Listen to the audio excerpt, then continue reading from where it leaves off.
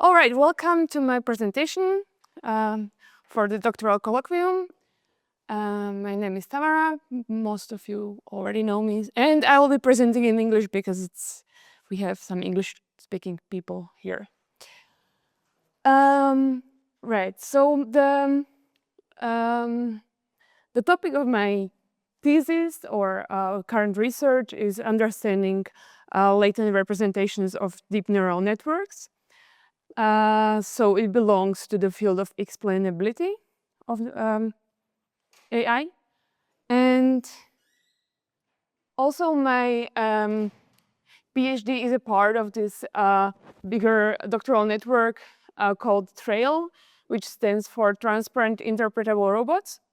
And it's actually Marie Skłodowska-Curie action project. And its concern is interpretability and transparency of deep learning artificial neural networks, but also robotics. And it's highly interdisciplinary, which is more or less necessity to create maybe new approaches for interpretability in not only AI, but also robotics. And well, we have a consortium of experts, and the research can be more or less divided into two parts. One is decision interpretability or transparency, and the other is behavior transparency.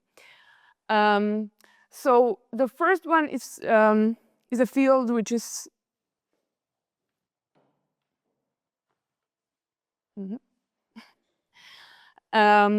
using different mathematical or statistical or even machine learning approaches to extract available knowledge from the networks or from the systems. And this knowledge can be represented on various semantic levels. So it can be some data distributions or even more meaningful abstractions such as concepts, for example.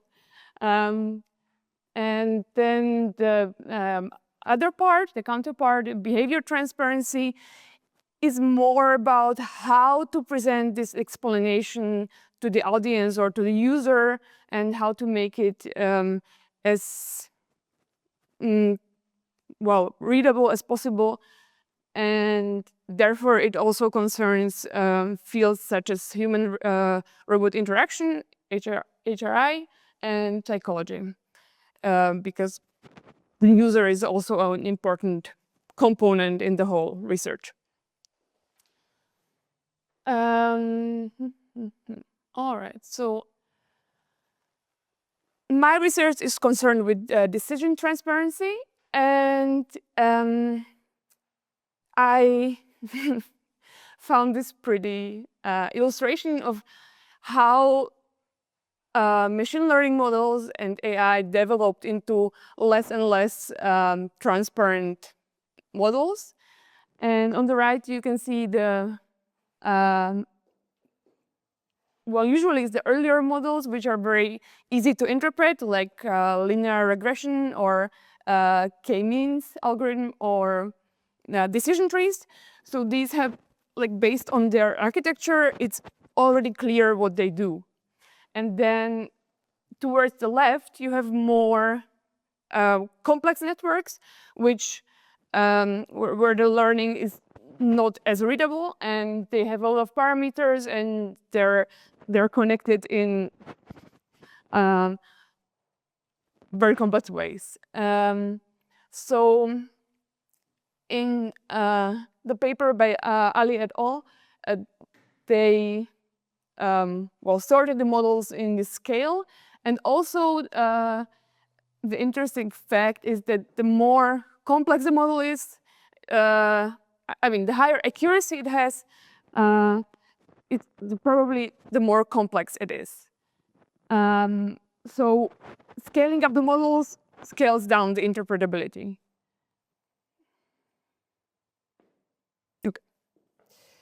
So here is again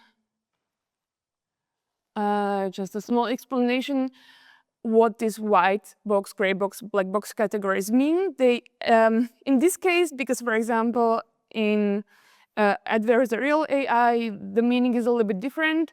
There you have black box access when you can't read out the model parameters. But in this context, black box doesn't mean you can read the parameters themselves, but it is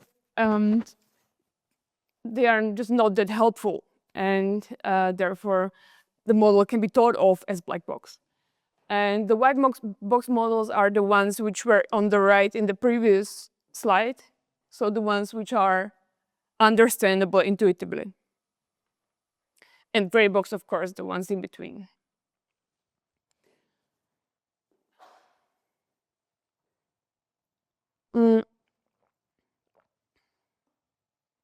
So now,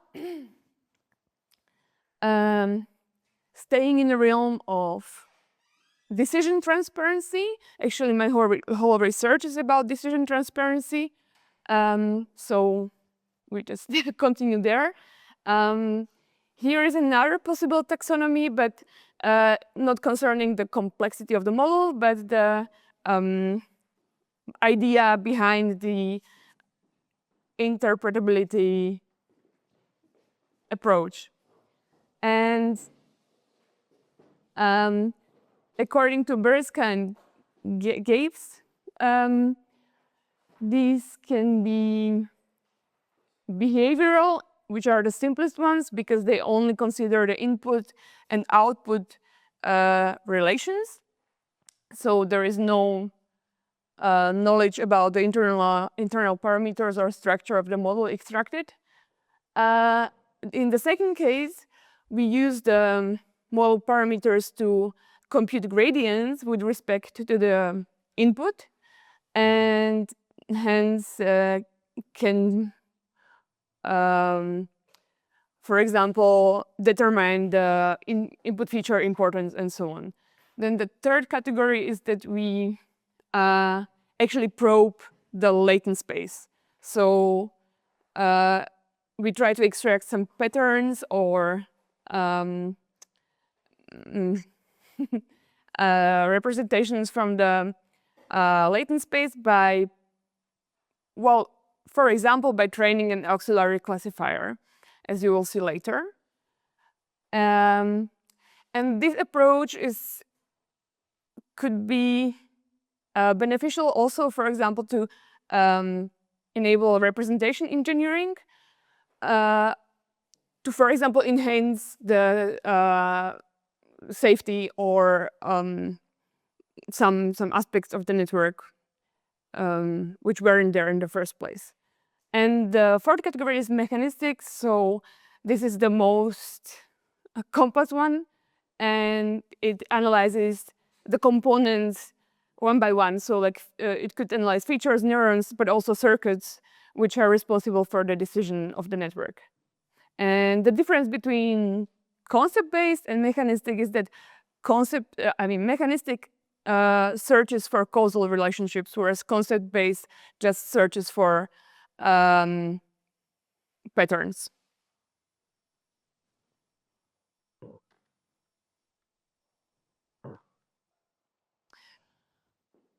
Here is another taxonomy. I will, so on the level of latent representations, basically one can do many different things, from training the target or maybe fine-tuning the target model so that it generates the explanation by itself, to using adversarial training, for example, to create some counterfactual explanations, or disentangling the latent representations. And for us, or for me, the most important one is the concept vector analysis or concept analysis, which searches, in this case, for some neuron superpositions or some directions in the latent space. and assigns them to concepts.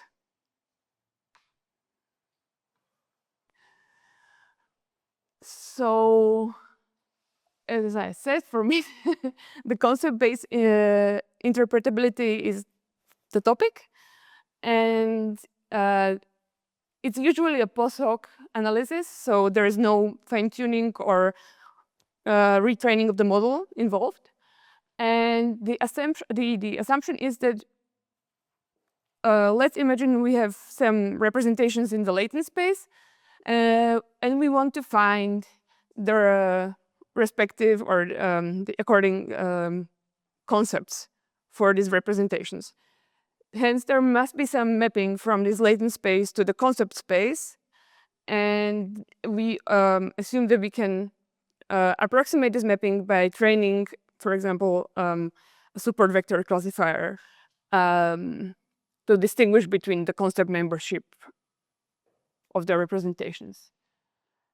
And in order to do this training, we also need some training data. Therefore, the concept must be present in the training data because it's a supervised method. Two common approaches to extract the concepts are concept activation vectors by Kim et al. And concept activation regions, which I'll briefly discuss now. So the concept activation vectors, let's say that we have the concept set where we first define the concept, which is in this case stripes, and then next to it we have some random data images or examples. And then we have a class which we are interested in, which is zebra. So it's an animal classification network. And we assume it's already trained. And then we take a look at the emp layer, and well, look at the distribution of the data samples given in A, and we see that, or we train a classifier, in this case, a linear regression classifier, which divides the latent space into two parts and throws a decision boundary. And then the concept activation vector is just this red arrow orthogonal to the decision boundary. And it should point towards the, well, area of highest density of the concept stripes. And then when we have this vector, we can see how it relates to the classification decision of the class zebra, and well, compute its correlation basically, and therefore know how important the concept of stripes was for the decision of zebra.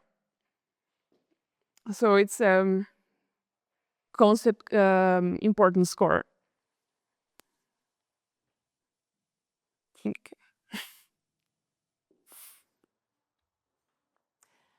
But the problem with these concept activation vectors is that they do assume that we can really find this one decision boundary, one line separating the data samples. But in reality, the data distribution may look very differently, and the data might not be separable as here, but for example, or linearly separable as here, but just they might have a different shape. So in that case, what do we do?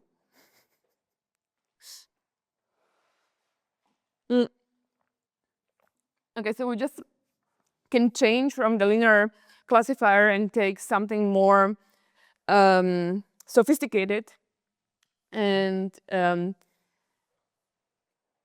in this case, it would be the support vector classifier, which doesn't need with kernel, doesn't need linear separability, but only so-called concept smoothness, which is an assumption postulated by Krabbe and Shar, where the statement is that there are regions where the concept positive samples are present majorly and where they aren't, so that we can actually draw any surface between the two areas. Right, and this makes much more sense because in the latent space, the concepts really don't need to split the space into two regions divided by a hypersurface, but it might really, the distribution might be anything. So it much better reproduces what we expect from the distribution.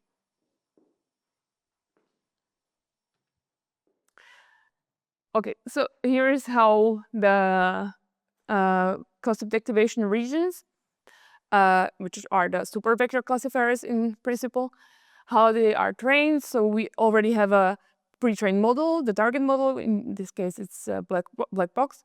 And then we just extract the representations and label them by concept positive or concept negative label, and then train them. And as a next step, we can also compute this concept importance score with respect to the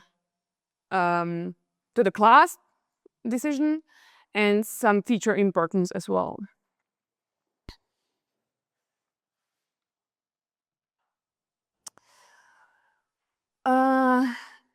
This is another method which I am using in a little bit altered way, but the idea is that in the original paper, the authors wanted to take a polysemantic neuron, so a neuron which encodes or stands for more than one concept or more than one abstraction, and then decode it so that the directions disentangle. And they did this by taking the 100 highest activating representations and clustering them, or clustering their latent representations. And then this is an example of what came out. So on the left, we could say that the original polysemantic neuron was representing some green stuff. And then when the clustering was applied, the meanings disentangled into apples and sports fields or baseball fields. So in this way, we can actually discover some meanings or concepts in an unsupervised manner. And as I said, they used it to disentangle meanings in one neuron, but we can do this also for the latent representations in total.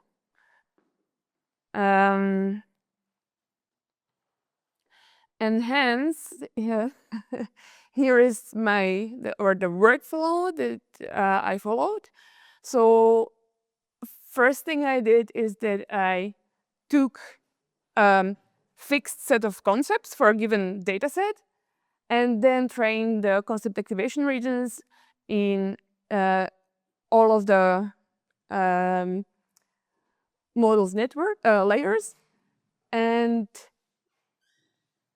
then applied the clustering method on the same layer, created a set of clusters, and as the third step, applied the constant activation regions method on the clusters. So this might be confusing at this stage, I don't know, but I will show you some results and make it then it's clearer.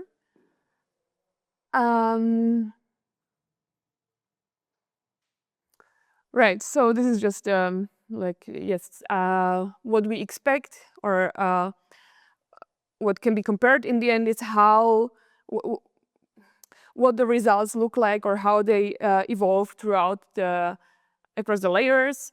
Then the very important comparison we want to see or expect to see is between the unsupervised and supervised learning algorithms. And the main idea is that when we are searching for a predefined set of concepts, we know what we are going to find. We are just going to find the same concepts that we are looking for. But if we use the unsupervised method, maybe we can discover new meanings and new concepts which we haven't thought about before. So the idea is to compare these two and see what we as humans can learn anew. And this is how it's done.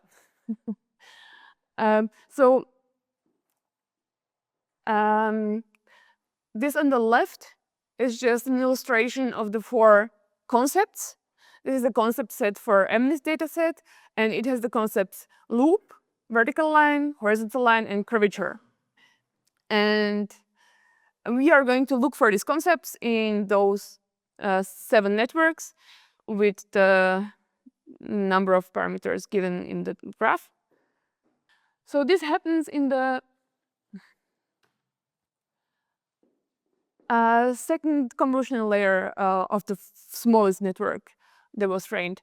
Here we applied the CAR, and in this case this is the concept positive region, and the rest is concept negative.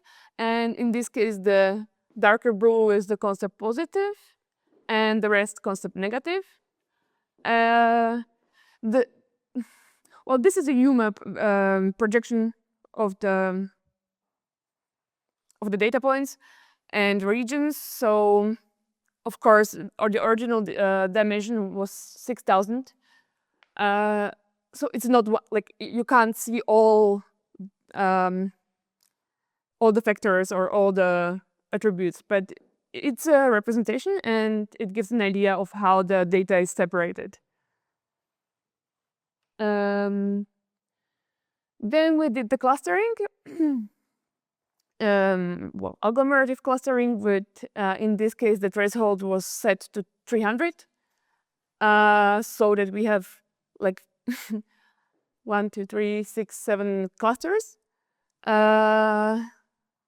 The same data representations where with the clusters are on the right, and here is the cluster concept correlation, basically. So, for example, the concept curvature seems to almost be have the same data points as the first cluster.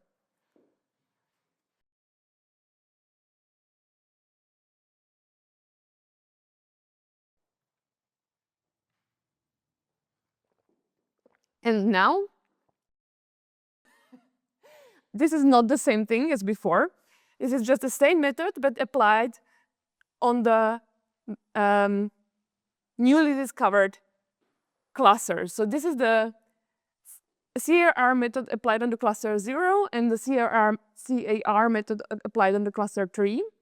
And you can see they are much more compact already here compared to the CAR for concepts, which is exactly in accordance with what we expect, because the clusters are by definition compact, and thus should be also easier to classify. And then we can evaluate the accuracy of those of the CARs applied on clusters compared to concepts. And just as expected, the clusters have much higher accuracy than concepts. And also the accuracy is growing towards the output layer. And the same set of experiments was done with CIFAR 10, where the set of concepts is vehicle, animal, flying, walking, jumping, driving, sailing, four-legged. So it's quite arbitrary, but that's what these concepts are.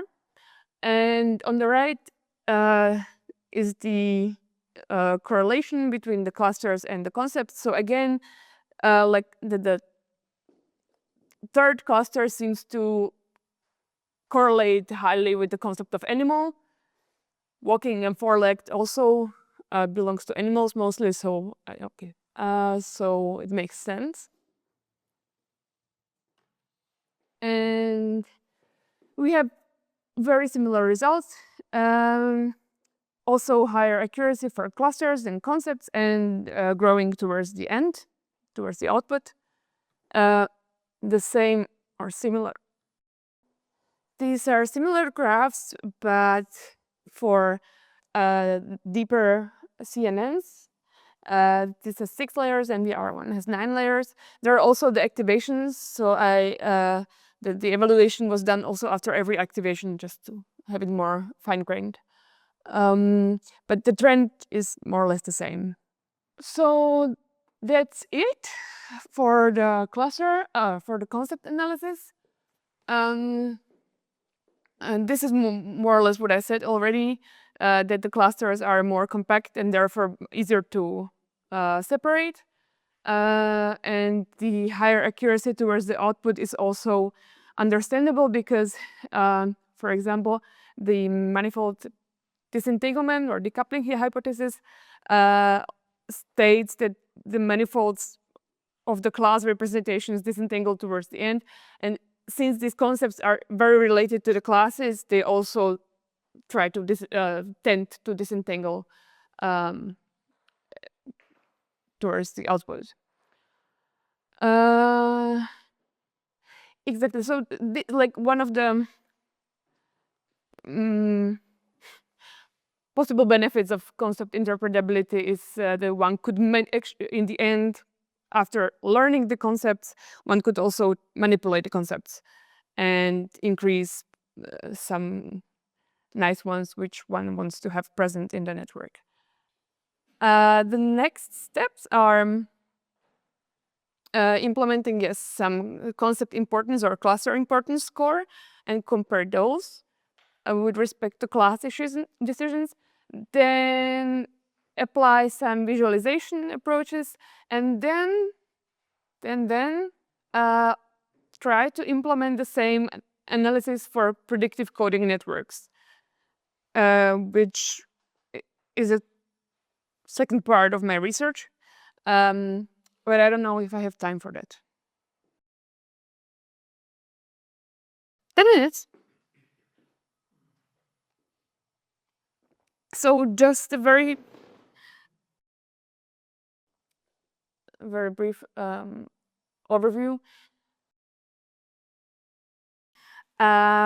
Predictive networks are networks which have bidirectional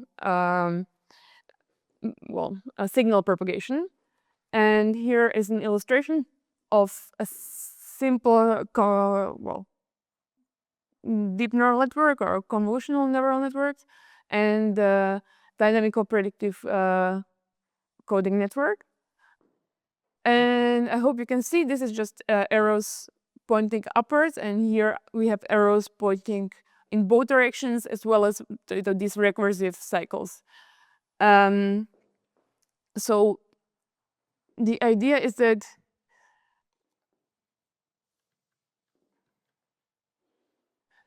the feed-forward connections carry the predictive error. Okay, let's start from the prediction. So from the top down, the prediction is carried towards the input, actually. And then on the lower level, compared with the actual input signal, and the prediction error is then computed at a lower level, L-1, for example. And then after computing the squared prediction error, so just summing over the vector components, the representation in the higher layer is adjusted accordingly with the gradient descent. So, and this can be done in a loop as many times as you want. And why one does this is that the recursive cycles optimize the network faster without needing to do more epochs. So they compensate also for the depth, but also yes, well,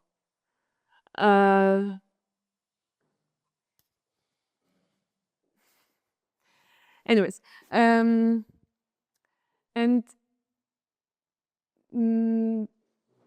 why predictive coding networks are interesting is that they are inspired by the visual cortex, and therefore could provide a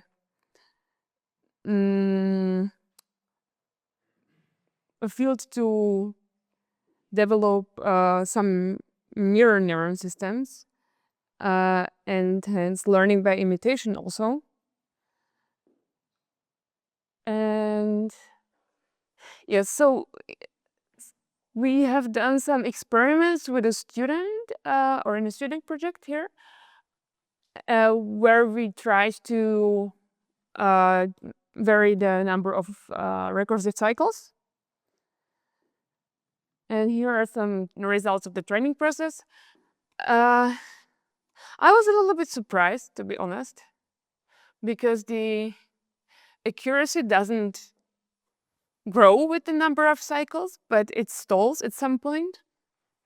You can see it better here in the second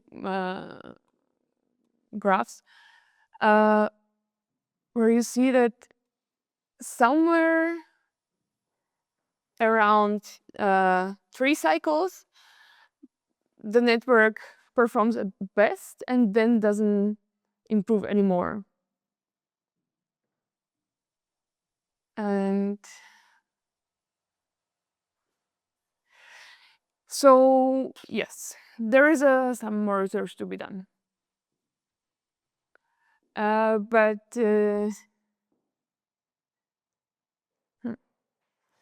I mean, the predictive coding networks were also postulated or conjectured to have better robustness against adversarial attacks. Yes, well.